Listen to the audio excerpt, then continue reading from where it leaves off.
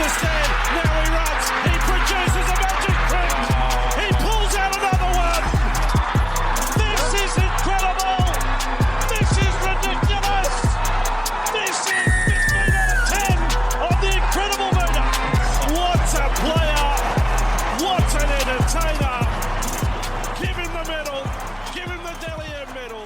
Hello, footy fans, and welcome back to the Chip and Chase podcast on a lovely Sunday morning this time. I've decided to get in and get this one done really quickly so you guys can keep your footy brain on and just keep thinking about rugby league and the finals and what a final series it has been. Of course, the prelims wrapping up last night with the Panthers defeating the Sharkies 26-6 in a really good game, to be honest. I really enjoyed it. I thought the Sharkies were really right in that contest the entire time, but we'll, talk a little bit more about that as we go. For now, though, we will kick things off with our team of the week for the preliminary finals. And, of course, it's only going to be dominated by two teams, really. So, of course, the Storm and the Panthers feature a lot of players, but let's get through it. Number one, the fullback jersey was Ryan Papenhuyzen. I thought he was unreal. Once again, if I don't touch on them much here, they will get touched on in a bit more detail when it actually comes to the game reviews. But Ryan Papenhuyzen was our fullback. I thought Dylan Edwards was tremendous for the Panthers last night. But what Ryan Papenhuyzen did, I thought exceeded that. So he was our fullback. On the wings, Brian To'o went with Sione Katoa, the only Sharky and actually the only member of a losing side to make the starting 13 of my team of the week. I thought Sione Katoa was really, really good for the Sharkies. Now, Sania Taruva was very close to going both Penrith wingers, but Sania Taruva, if you haven't already seen this up on the Instagram page, he does actually snag a spot on our bench. But Sione Katoa, one wing out, Brian To'o, amazing as ever. We know what he brings. He's the best winger in the comp, and he's the other. In the centres, we went with Jack Howarth and Paul Alamotti. Now, isn't that crazy that we've gone with two centres that didn't even, they weren't the first choice centres for their respective sides, and here they are being the best performing centres for their sides heading into a grand final now. So amazing stuff from both of Howarth and Alamotti. Still both so young, so much more growing to do, and they're both going to be scary prospects. In the halves, look, here's where it all gets dominated by the purple. Cameron Munster at 5'8", Jerome Hughes at halfback. And look, we'll throw it in now, Harry Grant at hooker. So that means the entire spine is the Melbourne Storm. I mean, what can you say? They're probably, well, not even probably, they are the best spine in the entire NRL, and it's by a fair way, to be honest. They are absolute superstars, and they all just blew the game out of the water. So yeah, Munster, Hughes, and Grant are the 5'8", halfback and hooker, going a bit ahead of ourselves there. In the front row, Josh King, I thought he stood up to that Roosters pack really, really good. So he gets one of the front row positions, and James Fisher-Harris getting the other. Thought Toby Rudolph was pretty good for the Sharkies, but once again, in a losing side, and he did have a couple of key errors, but I thought he was good outside of that. But Fisher-Harris, as consistent as ever, he gets one of those front row positions. Into the back row positions, Liam Martin, despite his little HIA, I thought he was really good, bringing that aggression as he always does, and even snagged a cheeky try to essentially just close out that game for the Panthers. Gets one of our second row spots. And Eli Katoa, no amazing attacking stats for Katoa in this one, but his defense was unreal, and we're going to touch more on that when we get to the full review of that game. So he gets the other second row position, and at lock forward, it could be none other than Isaiah Yeo, one of the best players in the entire game and the best lock, and I don't think it's a question, to be honest. He's so good, and in a game that put him to outright leader of the Panthers in games played, so the most capped Panther of all time, and he gets into our team of the week off the back of his performance in that game. Onto our bench now. We already spoiled 14, Sania Taruva. Of course, if you guys don't know, our bench takes place in the form of the best outside back, who I deemed wasn't quite good enough to make the starting 13, the best spine player who didn't make the starting 13, the best forward who didn't make the starting 13, and the best bench player that I saw of the round. So Sania Taruva is our best back. Number 15, our best spine player, had to be Nathan Cleary. I mean, he is just unreal. If it weren't for, a Jerome Hughes hat trick, Nathan Cleary was one of the best players of the entire round, to be honest. So it's crazy that he doesn't even get to start in our side, but he does make his way onto the bench. Just edged out Dylan Edwards, which feels a bit sad, leaving Edwards off the team of the week completely, but that's how it's got to be today. Into our best forward who didn't make the starting 13, Look, we've featured another Sharky here, Cameron McInnes. I thought he just kept trying to the very end, made 50-odd tackles.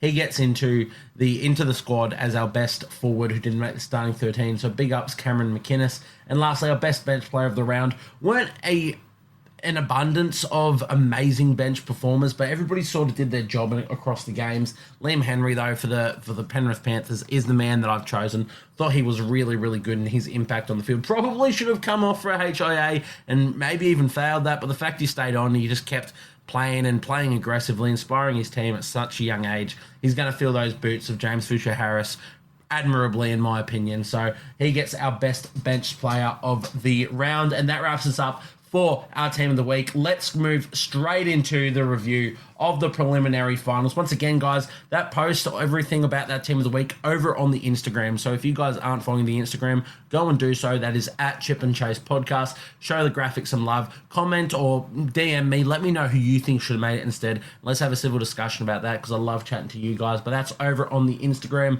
at Chip and Chase Podcast. Now, the Storm defeating the Roosters 48-18. I mean, look, let's get out of the way now. The two sides that we wanted and we all knew from about halfway through this season were going to be the best teams and going to be in the grand final. They both made it, and they both made it pretty emphatically, none more so than the Melbourne Storm winning by 30 points over the Roosters in a prelim final. I think that is outrageous to be able to do that, but it's what we expected. I think this Storm side, in my opinion, has been the best side in the NRL this year over the Panthers. I think the Storm have had, rocky games, and there have been times I've been a bit like, oh, can they do it? But then at the same time, when you look back at their rocky games, none of them have really been against premier sides. Like, they did lose that one to the Sharkies without Nicho Hynes in Melbourne, sure, but the Sharkies turned up to play, and Sharks are a bloody good footy side themselves. Besides that, they've beaten Penrith already twice this season. They've just been unreal. And when it comes to these big games like this against the Roosters, they know how to play. Some of their other shaky performances, some against the Dragons and whatnot, those are probably games that you can afford to drop. Yeah, they're, the best sides don't usually drop them, but you can afford to drop them. And when it comes to crunch time, here we see the Melbourne Storm at their very best. And, I mean, what can you say, really? What can you say? Just so emphatic of a win. We mentioned that spine in the team of the week. There's a big reason for that. They all just played some of the best games of their career in a game where it matters the most. Like the fact you've got Jerome Hughes, who I believe should be the Dalian Player of the Year, and I think most people out there believe is the Dalian Player of the Year, scoring a hat-trick. You've got Cameron Munster scoring a double, Ryan Pappenhausen scoring a double. The only member of that spine to not score a try was Harry Grant, which, in fairness, hookers are one of those players that score the least amount of tries. But without his, lack of tries, if you want to say, Harry Grant also had 3 line break assists and 3 try assists. It is just, words can't describe those players, to be honest. And when they get in a role like this, the big thing with them is normally if one of them's got the hot hand, they sort of get out of the way and they go, righto, let's feed through them. For the seasons previous, it's been a lot of Cameron Munster. This year in particular, it's been a lot of Jerome Hughes. But it's not too often you see all 4 of them just come out and play the way they did. And it is a terrifying thought. Like, we know the Penrith Panthers. We cannot doubt the Penrith Panthers. 4 grand finals. This is going to be their 5th grand final in a row. Potential to win their 4th in a row. But I don't know if any team can stop these 4 players when they're on a roll like this. It is unreal. The Roosters, they caught the brunt of that. In fairness, the Roosters were pretty poor, not just defensively, but in attack, a lot of drop balls and whatnot. I don't hold it too much against them. In my opinion, it's still a very successful season. Definitely a disappointing way to go out. I mean, losing to the Melbourne Storm was probably going to happen, but you would have liked to have made it a bit tighter. I thought it'd be a bit tighter than this, but not to be. But yeah, I can't really hold it against the Roosters. I think any team in the competition gets blown off the water here, including the Penrith Panthers. So if this Storm team brings what they brought in this game to the grand final, it's going to be really, really hard for the Penrith Panthers to go back to back and beat them in a grand final. But what can you say, really? I want to start on Pappenhausen. We'll touch into these sort of players a little bit more in depth. Ryan Pappenhausen, the big one for me, just as electric as he's ever been, and this is after all of his injuries. He's either scored or set up the first 3 tries purely off the back of his speed. And, we haven't fully seen his speed this year. There have been a couple glimpses of it, some of it in defense as well when he ran down Jermaine Asako.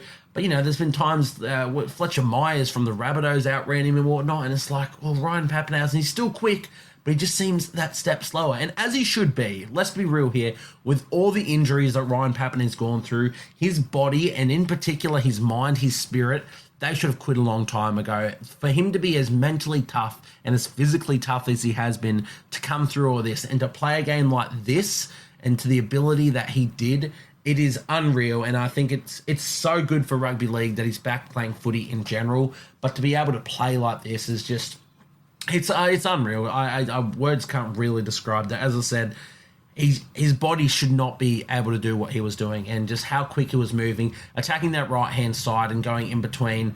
Who was that? That was the Luke Keary and Angus Crichton. Yeah, Angus Crichton and Luke Keary's side, just getting torn to shreds. He would just sprint to the outside, or sometimes if they got some more space, they'd give him an inside ball and he'd burn through that. It was just crazy with all of his speed. And then the other one, there was the kick down that went dead, and Xavier Coates brings it back. Ryan Papenhuyzen pushes up. He makes that break. Sure enough, doesn't go the length for the field. He's got Dom Young chasing him. I think if there's anyone else chasing him, he probably does go the length for the field. But Dom Young, absolute speedster. But Ryan Papenhuyzen, he doesn't panic. He gets it over to Howarth, and he still stays with Howarth as well. One of his best features of his game is constantly just changing pace to stay in support and not get left behind. And I thought he did that really well in this game. Howarth didn't need him in the end, beating Dominic Young right at the end there to score that try. But again, that is, sure, you could say maybe created by Xavier Coates from getting back there from the quick tap. But for me, it's Ryan Papenhuyzen analysing the play. It's crazy. At the speed he's going, Xavier Coates rapidly going up to that 20 to take the quick tap, and Ryan Papenhuyzen's just scanning the Roosters' defensive line and knows exactly when to hit the Jets, break through that line, and go away and get that try for the Storm. I thought he was just unreal, and I'm just so happy that we've got him back playing rugby league. A pretty mainly injury interrupted season. There's been a few games that he's missed, especially with heel injections and whatnot. Hasn't been 100%, but then in games like this, it's just crazy to see how he plays. So massive effort from Ryan Papenhuyzen. I thought he was unreal. Jack Howarth, look, we mentioned him already. It is very, very crazy that he's had a lot of talent. He's had a lot of touting on him. Very highly touted, I should say. We've all known him, especially if you're like a Supercoach or fantasy player. You've known him. He's almost a household name at this point. Every season we've been waiting for him. We finally get it this season, and God, he is unreal. I didn't expect him to really be a centre. I thought the plan was to always bring him in as a back rower, knowing he could play centre and shift out there if they needed him to. But for him to come into this side, still very young, still very raw in the way he plays his footy, he wasn't their first choice. He didn't get consistent game time till about midway or beyond midway of this season, and here he is being the best centre across the final series in a prelim final to go into a grand final. And I think it's unreal what Jack Howarth is doing. 14 runs, 175 metres, 55 post contact, of course that try, and 5 tackle breaks as well. Defensively, I thought he was pretty good as well, pretty sound out there, 80% tackle efficiency over there. They really couldn't get past him. And keep in mind, this is a Roosters side with some of the most damaging attacking centres out there. Your Joey Manu and your Joseph Suoli'i. I thought Nick Meaney, who I've had my worries about, he defended pretty good for the most part. Had a few misses here and there, but, they were always going to target him. He's a target area for defences. And fair enough, first full season at centre, not a position he's ever even played growing up. So he's had those deficiencies. I thought he stood up in the big moments in this one, and they kept going at him. The fact he was forced to make 17 tackles at centre as well, Nick Meaney, thought he was great. But yeah, Jack Howarth, really, really good as well. Now, the big thing with Nick Meaney is he has gone down. It looked like it was just a precautionary taking him off with a bit of a strain. Turns out there might be a bit more there. Might be a fracture or something else. I can't exactly recall what the diagnostics are coming out on that. But in danger of missing a grand final, and that would be gutting for Nick Meaney. I think he's played every game for the Storm this year, and I think he has for the last couple of years too. He's just hasn't missed a beat. Yeah, he's had moments of lapses and, a few defensive issues, But again, he's been there, and Craig Bellamy is stuck by him. He's gone through a lot of centres in his time, especially this year. Nick Meaney he's stuck with. He knows him. And this would be his first grand final in the NRL. He deserves this. It would be really gutting to see Nick Meaney ruled out of this one. So fingers crossed he can pull through. I really want to see him in a grand final. I'd love to see him win one. I've always had a lot of time for Nick Meaney since he was a Newcastle Knights junior. I always thought he had a bit about him. So really hope we get to see him named and fit and ready for the grand final next week. This week, Jack. No, I'm recording this on a Sunday. It is next week. My bad. Beyond that, look, Cameron Munster, we mentioned him. For a lot of this game, Jerome Hughes probably had the hot hand, but in that last 20, 30 minutes, Cameron Munster just stood up. The fact that you've got your 5'8" running for 185 metres, ran the ball 20 times, mind you, for 185 metres. That's his strength. That's the best part about him. But, 3 line breaks, 2 tries, 6 tackle breaks. Just standing up, icing the game, yelling blindside out to the fans, shout out Jai. Yeah, just unreal. He is one of the best players in our competition. It's been a very interrupted season for Cameron Munster. Hasn't really got too many games in a row to build his game. And fair enough, it's taken a while for him to build that. Luckily, Jerome Hughes has stepped up in his absence and even in the times that he's just been easing his way into the games. But of course, come off the hour, come off the superstar, Cameron Munster in a prelim final stands up and delivers. So, there's not too much you can say about Cameron Munster. He's been doing it for years. I'd love to see him get another premiership. Realistically, look, I want to see the Storm win. I will be backing them and I will be supporting them. I'll get that out of the way now. I've got no affiliation to either of these teams. I don't support either. And I'm not, they're not even up there with my secondary or third favourite teams. That's the Titans and the Sharkies are probably second and third favourite teams. But I'd love to see the Storm win for the legacy of the Storm, for the legacy of these players, and more importantly, the legacy of Craig Bellamy. If they can get a grand final win without Billy Slater, Cooper Cronk and Cameron Smith, I think it's going to do wonders for Craig Bellamy's legacy, and I think it'll put him right up there. To me, it might eclipse Wayne Bennett as the best coacher of all time, to be honest. I know Wayne's been there and done it multiple times, multiple different clubs, but for Craig Bellamy to keep this side so competitive in his entire tenure, despite losing absolute superstars along the way, not just superstars, some of the best players of all time. We think Slater, Smith and Cronk, probably 2 of them, I'd say at least 2 of them become immortals in my opinion. They're all Hall of Famers now. Another man that was part of it, Greg Inglis, another Hall of Famer. He's lost all these guys. And he's built a new roster with all of these new young kids. And if he wins a grand final with these players and without those superstars of the past, I think it just elevates him to just a whole new level, Craig Bellamy. So I'd love to see the Storm do that. I'm also low-key a little bit sick of the Panthers winning. Not so much against the Panthers, just I always like an underdog story. Not that Storm are underdogs, but I prefer a new team every year. I love that period from, I don't know, from the top of my head, maybe 2010 to 2016. There was a different premiership winner every single year. I can't exactly recall correctly, but I'm pretty sure it was a different winner every year, and I love that. Since 2016, though, it has been the Storm, Roosters, or the Panthers in the grand final, or winning a grand final every single year. And, the fact, here we are, Roosters still making it 1 game off that grand final to be the other team that's almost made that again. But yeah, Storm, Roosters, Panthers, they've been the tip of the iceberg, to be honest. And I'd love to see the Storm get it done and finally stop that Panthers run. Panthers, they've etched themselves in history already. To me, they are the best team of all time, the Penrith Panthers. The fact they've made another grand final, let alone if they win it, it's mental to think about that. The other thing about this grand final as well, it is the Storm and the Panthers. The fact that 2020, the first time this Panthers side make a grand final, yes, they lose that year, but it was to the Melbourne Storm. So I'd love to see that closing chapter. Can they get the mocker over the Storm this time? Can they close it out and close out essentially what would be a historic run, just getting 3 grand finals in a row, but to win the 4th against the team that the only team that they lost to in a grand final, it would be just, it'd be legends, the stuff legends have made of. So I'm so happy with the grand final that we're about to witness, and yeah, what a game we're all going to witness next week.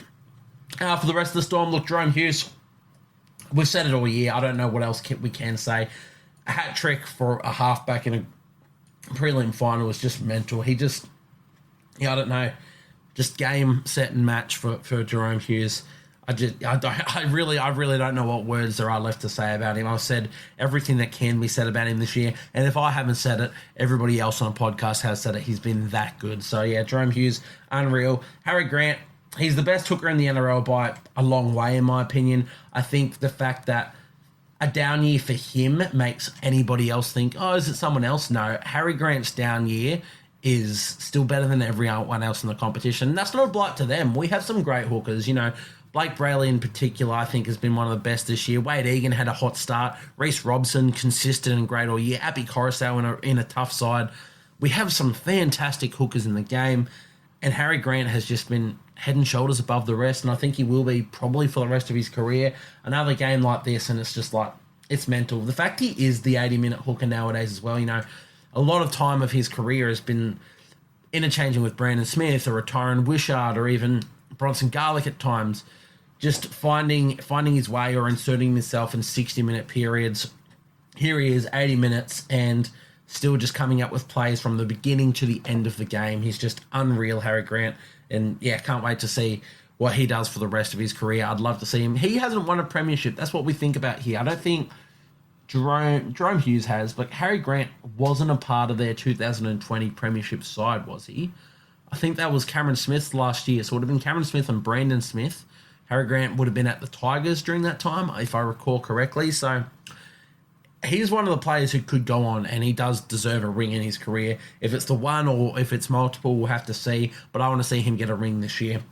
Beyond that, Eli Katoa, look, we mentioned him in the team of the week. Now, again, you look at stats or no tries or whatnot, and you're like, okay, it's an all right game from Eli Katoa. No, for me, he was immense in defense. He's so well known in attack. We all know what he can do. But defensively, he was unbelievable. His effort areas were just out of this world.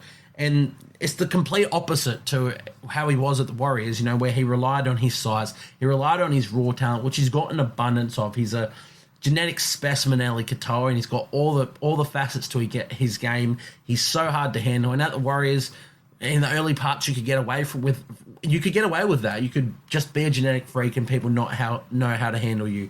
But then the errors creep into your game, and you just can't rely on that. For when you're an unknown, you can get away with it for a bit. But then they learn you, they figure you out. And he, had those down years at the Warriors. He comes over to the Melbourne Storm, and it's the Craig Bellamy effect. It's the fact that a player like him, I never thought he'd be this sort of player. I knew he'd get better under Bellamy, but again, I didn't think he'd be these effort areas. I didn't think defensively he would be just one of the best players on the field. It's so crazy that he is the player he is today. And yeah, I think him and Angus Crichton, they went up against each other in this game. Obviously, Eli Katoa getting the nod here. But to me, these two are by far and away the best second rowers in the comp this year. They will be the Dally M second rowers. I believe they both just got named to the RLPA, Rugby League Player Association, Team of the Year as well. So yeah, Eli Katoa getting the chockies here, but for me, I just love the way he did it with his effort areas and his defense. So loved what I saw from him. Beyond that, Trent Liero, good. As I said, everyone in the Storm team was pretty good. I love the way Josh King stood up to the Roosters' attack. The fact that, you've got your menaces of Jared Warrior-Hargraves. Lindsay Collins, of course, didn't get to stamp his authority on this match due to the Nelson Asofa-Solomona high tackle, which ruled him out of the game, which we'll touch on in a bit. But you've still got Spencer Leniu, you've got Terrell May, you've got these monster front rowers for the Roosters, and Josh King just stood up to him, and they just, every run that they ran at him and tried to do something, he'd stop them dead in their tracks. There was no momentum. He didn't miss a tackle in this game, Josh King, and he still ran the ball 14 times for 112 metres. Just under 60 minutes played for a front rower too. He is so unheralded. Absolutely love what Josh King does. Maitland boy as well, so have a bit of a fancy for him, if you will. But yeah, I thought he was immense as well. So massive shout out, Josh King. Let's quickly touch on that NAS incident before we move over to a few of the Roosters players and talk about their season. Is it a high tackle? Yes. Is it a sin bin? Yes, in my opinion.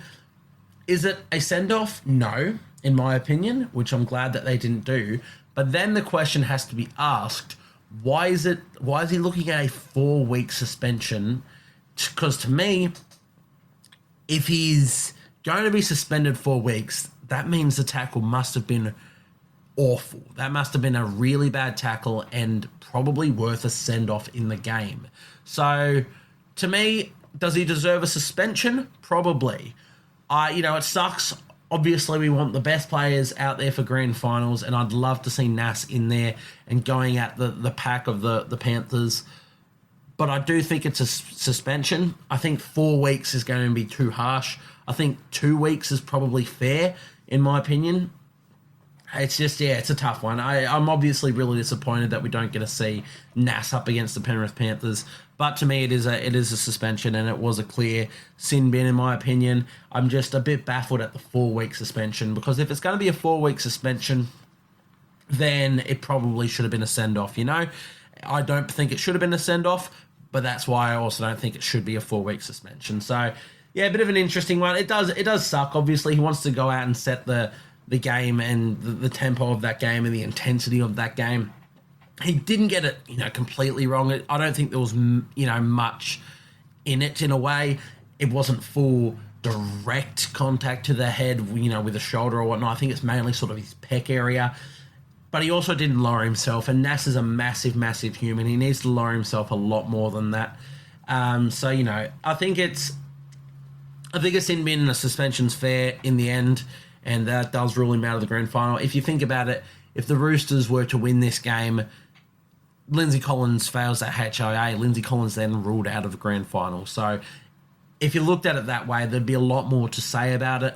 If that were the case, that Lindsay Collins gets ruled out of a grand final because of a late, or not a late hit, but because of a high tackle, then there's a lot more going on there. So to me, I can live with the sin bin and I can live with the suspension. I just don't agree with the 4 weeks. But yeah, really disappointing that we won't get to see Nas in a grand final. But you got to control yourselves in a game, and the onus is on him to get lower in those tackles, being such a huge body. But yeah, the Melbourne Storm, unreal. I did think quickly, we'll touch on it. It was interesting that Christian Welch only got 8 minutes at the back end of this game.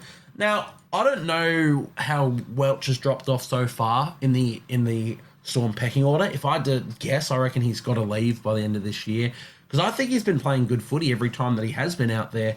So, yeah, I don't know. 8 minutes was really weird to me, in my opinion. So, I'd like to see another team snatch him up. I think he's still got a lot to give. He's still such a great leader of this side, and doesn't deserve to be playing 8 minutes. But hey, the Melbourne Storm won 48 to 18. You can't really question Craig Bellamy for that.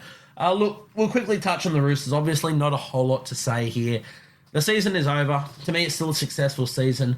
They went into this one without a few players, key injured players. A lot of people talking Sam Walker. I don't think Sam Walker makes a difference in this game. I also don't think Brandon Smith makes a difference in this game. Defensively, they're not changing you all too much to stop you leaking 48 points. You might score 1 or 2 more tries, sure. You still lose the game by a pretty large margin, to be honest. So, it does suck. Combinations and whatnot. There's all that goes into it. But in the end, the Melbourne Storm, I don't think anyone was stopping them on this day.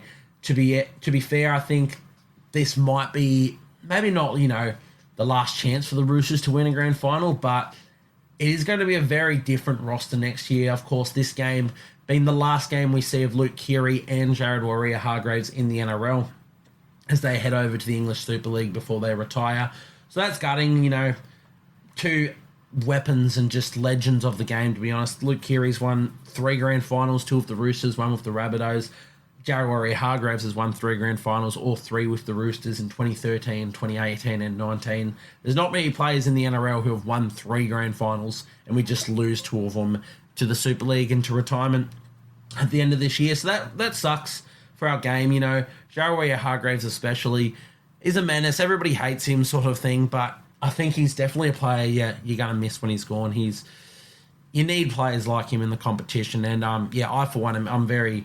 It's going to be weird not seeing the Roosters and rugby in the NRL with Jared Warrior-Hargreaves. So I know he'll go over there and kill it and just have a fairy tale end to his career over in England. But yeah, really disappointing to to see them go out the way that they did, because they deserve better. They weren't going to get it against this Storm side, but they deserve a better send-off to their careers, these two players. But beyond them, Joseph Manu, Joseph Suoli'i, the two centres, also their last games in the NRL. For now, definitely still young enough to return. I think Joseph Manu has already indicated he would like to return to the Roosters down the track. But for now, whether or not that happens, these two are departing to rugby union. So there's two more absolute guns of their sides. Done and dusted, that's their careers done. Maybe not careers, but their time at the Roosters done for now. So four massive outs, four massive key players that they're going to have to replace and build on. And we know the Roosters, they have talent across the board. They can probably replace them, but can you replace these sorts of players? We'll have to wait and see.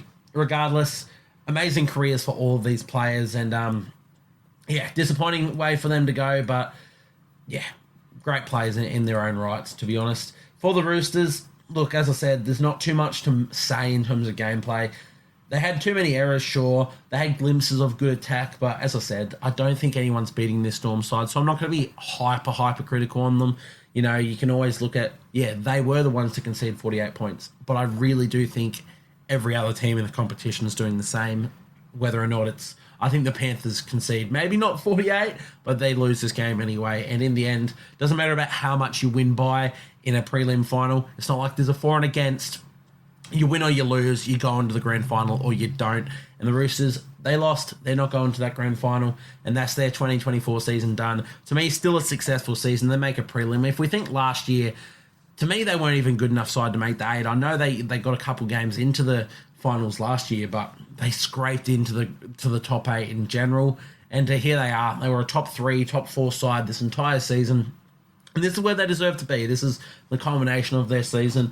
And I thought, they've had a really good season. Ups and downs, sure, especially in games have been inconsistent. But if you're inconsistent and you come third, there's still a lot to build on. And I think they can still build on it. Whether or not they'll be a better side, probably not, but we'll wait and see. They've still got so much talent in their side, and I can't wait to see how they bounce back from this disappointment heading into next year. And in terms of standouts, no one, amazing. I thought Daniel Tupou was really, really good, to be fair. So glad that he's sticking around another season in the NRL because he's still got so much left in the tank. Beyond that, not a whole lot. I thought the centres missed their mark a few times. Manu didn't really impose himself until he started roaming late in the game, and he looked dangerous then, but for a lot of the game wasn't really there. Suoli'i had really good moments, but also had a couple big moment errors. Again, I'm not going to look at any player and just single them out. It's a team loss, and that's the end of their season. Disappointing, but hey, they'll be better for it in the end. And that's all I can really say about the Roosters, let's be honest. Let's get over to the Panthers-Sharkies game, and let's wrap this one up. Of course, the Panthers defeating the Sharkies 26-6, moves them into their 5th grand final in a row, which is just... It is mental to sort of think about that, to be honest. 5 grand finals in a row is just... I don't know if sides have done it since the 80s or even before that, to be honest. My memory doesn't go back that far. I wasn't alive for a lot of that. It's just, if they were to win this grand final, I don't know what really changes in their legacy. I think it maybe cements it to a point where it might never be broken. They might never be eclipsed as the best team of all time. Well, at 3, I think they are the best team of all time, but maybe they can be eclipsed in the future. I don't know. Regardless, if they were, as we mentioned before, if they were to beat the Melbourne Storm in the grand final, the team that they started this journey with, the only team who has beaten them in a grand final in this run, it would just be the culmination of everything they've got. There are 8 players in this side, in this Panthers side, who were in that grand final defeat to the Melbourne Storm. Those were Nathan Cleary, Dylan Edwards, Jerome Luai, Isaiah Yeo, James Fisher-Harris, Moses Leota. I'm missing 2 more, and I can't think. Liam Martin, it would have been. I'm missing 1 more. But there's a lot of players still left in this side that lost to that Melbourne Storm side, and they're going to be out for their revenge.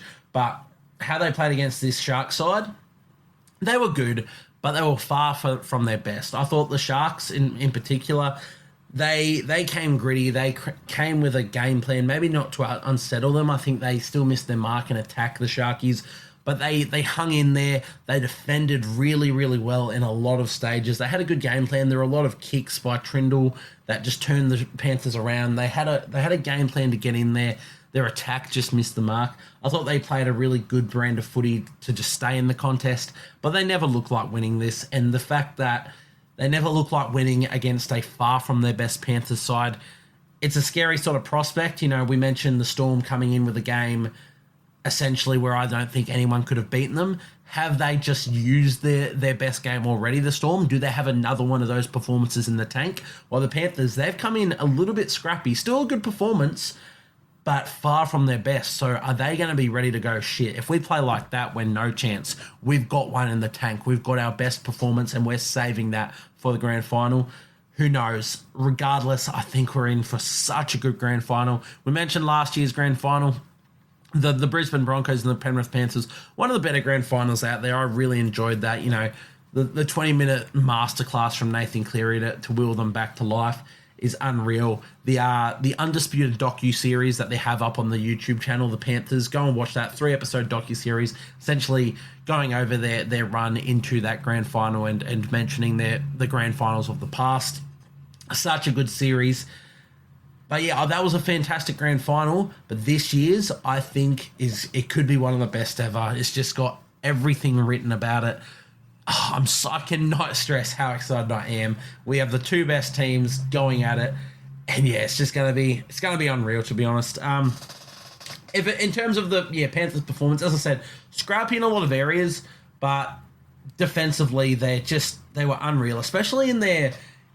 To me, their outside backs were defensively really, really good, especially because a lot of this season they haven't been. Taruva has been dropped a few times based on defense. Isaac Tungo, I think, has deserved to be dropped a lot of times for defense.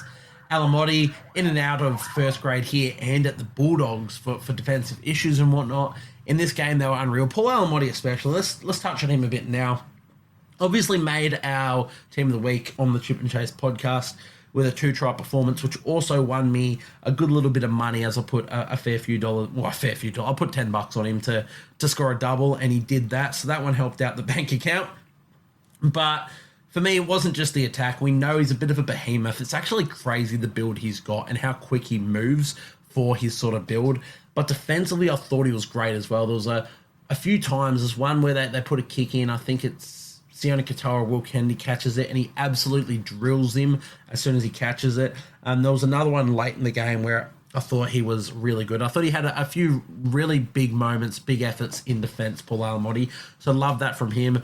And yeah, 2 tries. He was just unreal. Let's read through his stats. Let's give him his time in the sun. Definitely going to be someone that we touch on over on the post side of things, Paul Alamotti, because I thought he was immense. But 11 runs, 128 metres, 2 line breaks, 2 tries, 3 tackle breaks, and 26 tackles for only 2 missed as a centre. It is crazy to think how far his game has come from being someone who was in and out of the Bulldogs side, coming second last year, to being one of the key performers heading into a grand final. It is unreal what he's doing, Paul Alamotti, and yeah, just what a fantastic performance from him. We mentioned Isaac Tungo. He was really good defensively as well. 11 tackles, only 1 miss. Just under 92% tackle efficiency. Sonia Taruva missed a few, but came up with some massive efforts. Big one for me was when Braden Trindle put a long kick in, and Dylan Edwards, being just the weapon that he is, saves the 40-20 by batting it back in. But he bats it back into the line of Sione Katoa, screaming down that right-hand wing. No one had to be back there. It was not a last tackle kick. The wingers didn't have to be back there, and they weren't. But Sonia Taruva just turned around and sprinted. And when Edwards saved that 40-20, but put it in danger of almost being a try to the Sharkies, it was Sonia Taruva sprinting back there and diving down to clean up that ball. And I thought that was one of the few massive efforts that he had in this game, Sonia Taruva. So showing him some love there. I thought he was really, really good. Also ran for 202 metres as well. So massive effort from him. Dylan Edwards, we mentioned him very close to making our Team of the Week. he looks back to his best, doesn't he? It looks like that injury is not plaguing him at all. And when he's back fit and healthy, he's an unreal player. I thought he was the best fullback this year before his injury coming out of Origin. Obviously, Tedesco eclipsed him beyond that. But to me, Dylan Edwards is a premier fullback in our league, and I'm finally happy that we don't have to have the conversation of, is he right up there at the tip of your top? He is. He could be the Australian fullback by the end of the season. Who knows? He's just so good. 25 runs, 270 metres for Dylan Edwards, 1 line break assist, 7 tackle breaks, and yeah, massive efforts in defence as well as cleaning up that 40-20 and stuff like that. Just effort areas have always been Dylan Edwards' game, one of the fittest players in the entire comp. But yeah, to see what he's doing nowadays, it's just unreal, and he deserves all of his flowers, Dylan Edwards. Beyond that, Brian Toto, really great once again. Of course, another try. That's his 14th try in 14 finals games. He just goes to another level when it comes to the final series. 22 runs for 238 metres as well. Just Brian Toto numbers out the wazoo. So good. Luai was really good, had a lot of good moments. Nathan Cleary, look, as I said, didn't make our team of the week because Jerome Hughes was Jerome Hughes, but wow, Nathan Cleary, just what is there left to say? He just takes the absolute piss when he's out there, eh?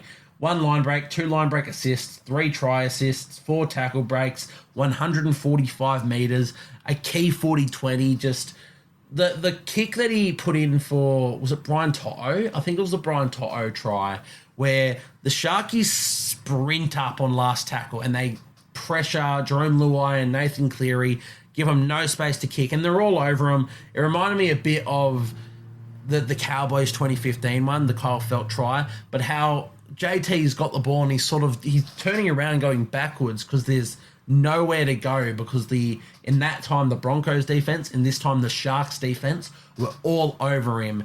And yeah, they're all over the Panthers. They're coming up with offloads and whatnot. Gets out to Nathan Cleary, fends away, does essentially a 360 and just drops it on the boot all the way. Perfect kick, perfect bounce straight to Brian Toto, and it's just, he's taken the piss. Nathan Cleary is just unreal, and I think we are witnessing greatness. I think we're going to see him go down, barring injuries or some outside circumstances, or if he even leaves the game. I think we'll see him go down as the greatest player of all time, and it's just games like this that's the reason why, to be honest. So yeah, I thought he was just, yeah. What can you say about Nathan Cleary, to be honest? For the rest of the Panthers, I mean, as I said, everyone was really good. James Fisher-Harris showing that intensity again, 123 metres. Isaiah Yeo, as per always, 77 minutes, 185 metres from 21 runs, 3 tackle breaks, 41 tackles and 0 missed. And as I said, the game that made him the highest cap Panther of all time, which is something that he deserves to be. He is the Panthers through and through, in my opinion. A Dubbo boy doing what he's doing on the big stages. I think it's just amazing how he's evolved his game. Isaiah Yeo, it's just, yeah, what can you say about him, to be honest? He's the best. To me, he's the 3rd best player in the competition. I think it goes Nathan Cleary, James Tedesco, Isaiah Yeo as a whole, like for the last 5 years sort of thing. They are the 3 best consistency and everything else wise in the competition. And for lock forwards to even be that in today's day and age, I think it's just mental that a lock forward can be one of the best players in the game. But for him to be doing what he's doing consistently every season in the big games, it's just, yeah, he's amazing, Isaiah Yeo. So got to give him his flowers. Lindsay Smith had to play big minutes in this one. He came on after the HIA to Liam Martin and essentially never left the field after that. I think he might have left the field, but punched through big minutes, 51 minutes in particular, 98 metres. Liam Henry, who we mentioned, 13 runs, 108 metres in his 36-minute stint. Just a fantastic, fantastic game for the Penrith Panthers, and another grand final berth for them. Yeah, what can you say that hasn't already been said? We're witnessing the greatest team of all time, and we are in for one of the best grand finals. Let's touch on the Sharkies. As I said, I thought they put up a good effort. I don't think they ever really looked like winning this game. In fact, they struggled to even get their tries. There's a bit of conjecture over whether the Sione Katoa try was a try. To me, I've got absolutely no doubt that's a try. if you're saying, like, if we're slowing it down frame by frame to find separation, then we may as well scrap the game completely, scrap the entire sport. That was a try in every sense of the word. However, there were a few incidents in this game that we'll touch on now. There's the trip from Toby Rudolph. People arguing could have been a sin bin. I have no issue with sin binning tripping actions. I hate tripping actions. I think we need to get them out of our game. And if we want to sin bin them, I'm fine for that. But we haven't been doing that all year. So consistency-wise, which is the main thing that I ask for in rugby league and the reffing in general, consistency-wise, I'm happy that it wasn't sin binned. And so that's where I sort of sit on that. If we want to start sin binning them, go right ahead. Just make sure we're consistent with it. We've been asking for consistency all season, and that is one thing that I do want to give the refs a big rap for in this one, is that was a consistent call. It's been the go all year that they haven't been sin binned, so I'm fine with that not being a sin bin on Toby Rudolph. The CSF for Talakai one, the hit in the back of Jerome Luai, that's 50-50 for me. I mean, I'm happy for it to go either way. Again, it looks worse in slow motion than it does in real time. You know, it also looks bad because he's hitting him right in the back. But again, that's a little bit on Luai for rotating so much to be hit in the back. Not saying it's on Luai to get late shot, by the way. That's not what I'm trying to say. I think it just looks worse because it was a direct hit in the back. If it was a sin bin, I can live with it. Like, it was late. I think it was maybe not blatantly late, but late enough that we can sin bin that. He had very much released the ball and relaxed a bit, Jerome Luai. So if we sin bin that, that's fine. At the same time, I don't think it was so clear cut that it needed to be sin binned. So I can live with that decision. And then lastly, there was another one. The Ivan Cleary has come out and talked about this one a bit, but the CSF for Talakai taking a dive on the Panthers attacking side on the left-hand side. Again, I think that's a try. I think Talakai played for an obstruction, and I hate the fact that is where we're at as a game, that you can play for an obstruction, and the video ref he seemed defeated in the video ref. The audio was just runs to the inside shoulder, denies Talakai a chance to defend. It's a no try. We have a decision. And yeah, I don't agree with that one in a way. I think that should have been a try. But I don't know. At the same time, consistency, they have essentially been calling that a no try all season. So I don't know what we want as a game. Regardless, I think the refereeing across both games this week was pretty darn good in my opinion. I like that there were just long periods of play where we didn't have to blow the whistle or didn't have to give away a six again.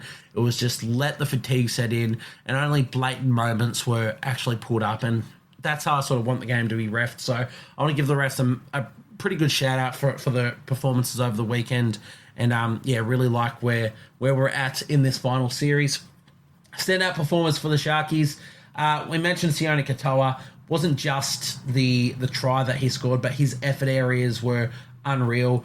In the same sense that we talked about Sania Taruva sprinting back to stop Sione Katoa getting to that ball, the fact that Sione Katoa was sprinting, that was a 40-20 attempt. It wasn't a winger, get there, we're kicking to the corner for you to score. It was a 40-20 that could not have been executed better by Trindle. Just some brilliance by Edwards kept it in play, but it was Sione Katoa motoring down that wing that kept them down on their edge. And if Sania Taruva wasn't there, that's a try for Sione Katoa. So I loved his effort areas there. I thought he was really good in defense. I thought he had a lot of good moments.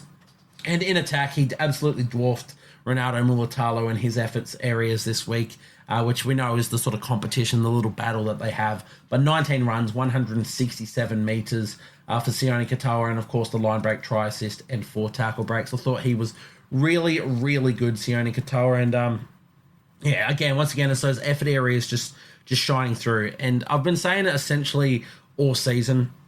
When you focus on these effort areas and you just work hard and you get through your work, then the highlights follow, and they sort of did for Sione Katoa, being the only player in this Shark side who scored a try. So massive effort from him. Kale Ito, thought he was really good defensively as always. Braden Trindle was unreal. It's evident now, despite the fact he's wearing 6, that he is the halfback and he is the dominant playmaker in this side. And I have no issue with that. I am still so sick of the Nicho Hynes slander, saying he's a passenger, saying this and that. It is fucking bullshit. Like, people out there saying it need to actually wake up to themselves. This is someone that the Sharks took a bit of a punt on from the Melbourne Storm, and they got him on a decent salary when you consider that he's a Dally M medal winner, and since he's been at the club, he's taken you to the finals every single year. And here he is taking a backwards seat, not backward step in the way he plays, but taking a back seat to let Braden Trindle run the side and manage it the way he's meant to. Braden Trindle is a halfback, and we need to stop trying to coach him to be anything else. To me, Nicho Hynes should have always been a 6. If we look back to when they signed him, and the question marks were, where the hell is he going to play? Is he going to be a 5'8"? Is he going to be a fullback? Halfback was the position that people were like, he won't be that. They picked him at halfback, and he's gone to unreal lengths of what he's been doing since then. Yes, it hasn't been the best season for Nicho Hynes. I purely blame Origin and just the way he's been treated in Origin and coming out of Origin for just knocking his confidence. But I don't think he was bad at all in this one. Yeah, we find a way to bring him down as much as we can for no reason, because Braden Trindle's the dominant playmaker. Who cares? If you're the dominant playmaker, that doesn't mean that your secondary playmaker's shit. Mitch Moses, the dominant playmaker of the Parramatta Eels, yet we give Dylan Brown so much love for the way he plays his footy. I think, to me, Braden Trindle stepping up and being excellent in the final series is great and amazing for the Sharkies, but it has nothing to do with Nicho Hynes being poor. I don't think he has been poor. I don't think he was poor in this one. Yes, he didn't conjure a massive amount, but defensively I thought he was really, really good. He came up with a lot of efforts in defense. There's a notable one where the Panthers go through the middle. I think it's Nathan Cleary links up with Dylan Edwards, or somebody else linked up with Nathan Cleary through the middle. And essentially he's under the posts if it isn't Nicho Hynes sprinting back and diving in cover defense to make that tackle. Of course, the Panthers scored the next play by swinging out to the left, so it didn't really matter. But if that doesn't score, if they don't score that very next play, you get to see Nicho Hynes, and he's heralded for the way he defended. I thought he was fine in this one. I've got no issues with his performance, and I think we need to just stop. I don't know why it's become the cool thing to hate on Nicho Hynes in the first place. He's not a grub. He's one of the best players in our competition. He's one of the most likable players in our competition, does so much outside of the game, yet all of a sudden it's become a neat trend to just pile on shit on him, and I'm really, really through with it, to be honest. It is doing my head in. I think all of you who are doing it need to wake up to yourselves. Braden Trindle being amazing and being excellent in the finals and being the dominant playmaker has nothing to do with Nicho Hynes being a shit player. So wake up to yourselves. In saying that, Braden Trindle, yeah, we mentioned it already in there. Let's say it in the positive sense, though. Absolutely excellent in this game. Playing 5'8", he has the 6 on his back. He is the halfback now. I think he will be the halfback heading into next season. I think they'll put the 6 on Nicho Hynes' back, which I think that's good for Nicho, and I think it's good for the Sharkies. Braden Trindle, it's so good for what he's doing. I thought he'd almost thrown his career away during the sagas that he had this year. But for him to be where he is at now and to be having a performance like this in the finals, in a preliminary final, it's so good. This is a kid from Wee War that's come here and he's, bid his time to be where he is now and to get that shot. And he's just coming up with big plays and big games and in big moments. So, yeah, massive effort from Braden Trindle. I thought he was unreal. Toby Rudolph, he was good. He did have a couple of errors. Of course, he had that trip and then he had another error out there. I think Nicho Hynes came up to him and essentially said, "You're good. Like, just everything okay. You're right. You're not losing your head here a bit." And Toby Rudolph, he's like, "Yeah, shook it off. Yeah, no, I'm good." And since those moments, I thought he was really good. I think he could see the way he held the ball too. He'd make so much of an effort to take it into the two hands and curl it up pretty safe, and then he'd still make heaps of post-contact meters and play really well off the back of that. 16 runs, 131 meters. Oregon Gafusi, I thought he had some really good carries, especially the one off the start. But, Cameron McInnes, really good as well. We mentioned him with his 50, how many tackles? 51 tackles. And also Blake Brayley made 56 in this game, and I thought he was really, really good. Had a couple of really nice darts from dummy half as well, and picked and chose his moments pretty well. But yeah, that's the Sharkies season done and dusted. It's a great season. It's a successful season. The big onus about them was whether or not they could win finals games. They did that. They came out and they finally got the monkey off their back. They won a finals game and they meet in a prelim final against the best team we've ever seen. And they go down, but they didn't go down without a fight. I thought they showed a lot of grit in this one. As I said, they never looked like winning it. I think their attack wasn't where it should have been, but they just kept trying. They kept turning up defensively. I thought they were really, really good, Sharkies. So, yeah, I thought they showed a lot of ticker in this one, and I think it's a massive success for the Sharkies season as a whole. We keep thinking that the thing that they're missing is in the forward pack, that dominant player, and Fanua Blake arriving next year. I think that's going to be the biggest help for them. And I'm really excited to see where their combinations go, where the Hines and Trindle combo go, and how they head into next season. But that's their season done and dusted. And yeah, to me, very successful season, and they can hold their heads high for how they've played. And hopefully the Nicho Hines, hate and slander stops over the off-season, and we can have him rest up and be fantastic heading into 2025. Quick preview of the grand final. I know I've spoken about it a lot, and I'm running out of time, so I'll do it quick. I do see the Storm winning. I just think that the way that they have played all season, and especially in final seasons, have just been a tick above the rest. I know Nathan Cleary and this Panthers side will be saving their best for last, so I know it's going to be a great game. I think it's going to be a close game, and I wouldn't be shocked if the Panthers win it. You just can't doubt them. But I think if it was any other side, despite the shaky performances of the Panthers throughout the season, and even, this one where they weren't their best in finals, I think if it was any other coach, I'd probably still back him to get it done. But it's Craig Bellamy. It's not like the Storm are going to come out and be poor. I think if the Panthers still play to the best of their ability, if the Storm are playing to the best of theirs, we're in for an absolutely tight contest. So I know Bellamy's going to have his boys up for it. I know Ivan Cleary is going to have his boys up for it. And we're in for one of the all-time grand finals. And yeah, I couldn't be happier as a fan of rugby league. I would love to see the Warriors in there. Not that we even made finals. But outside of that, I'm a fan of the game. And this is the best. This is what we've been waiting for all season. These two sides, they're a step above the rest. And we get to see them in a grand final.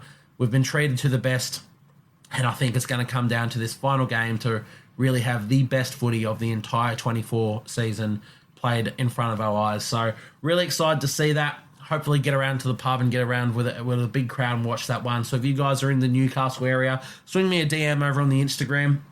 Let me know what you guys are up to, and maybe we can all sort of go out and watch the game together. But that one will wrap us up here, guys. Once again, we have talked about the Instagram here. Go and follow it. We've still got posts coming up. And once again, season's almost drawing to a close. We've got the grand final, and then we're done. We're going to try and keep active over the off-season with some fun content, fun podcast sort of stuff. Hopefully moving into a new place, setting up an actual studio there. So really excited about that stuff. Get some guests on. But we'll keep active during the off-season, maybe after a week or two break and whatnot. We'll have some fun content, and we'll preview all the sides heading into 2025. So stick with us. Got massive, massive plans for the future of this page, of the podcast, of everything alike. So stick with us, and yeah, thank you guys for all the support you've given me over the season. Let's get in. Let's get ready for the best game, the grand final ahead of us. So good luck to all of you. I hope you all enjoyed this game. Once again, swing me those DMs if you want to catch up and we can watch the game together. But that one will do us for this podcast. So thank you guys for tuning in, and I'll see you guys next time.